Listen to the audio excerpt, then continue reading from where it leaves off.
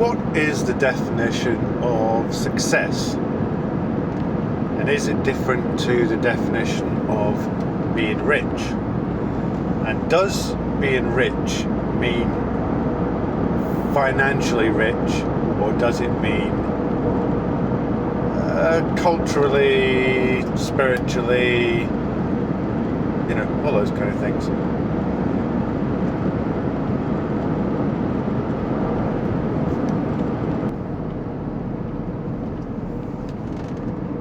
So I heard Jimmy Carr on one of the social media platforms the other day say that being rich is when you have enough money that it wouldn't change the things that you do.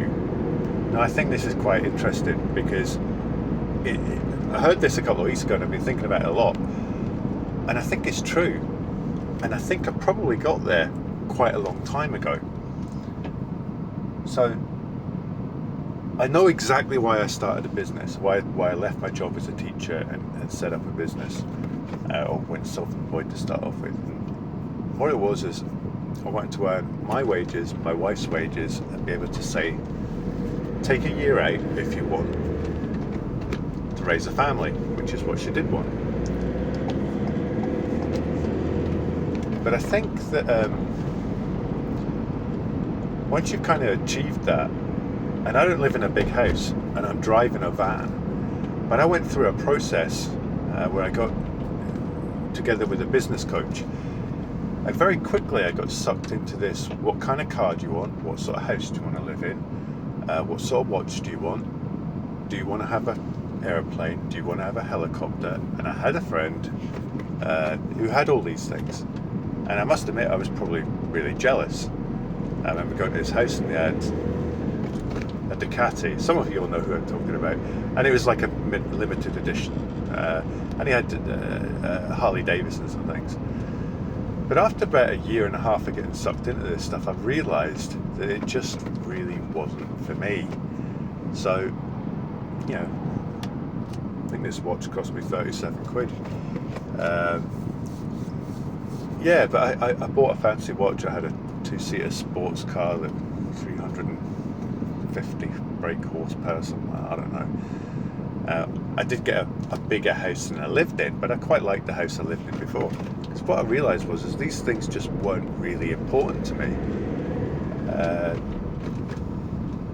And even now, I've kind of realised that what's really important is investing in the things that give you, not happiness, because that's a whole other subject, but investing in things that give you more life.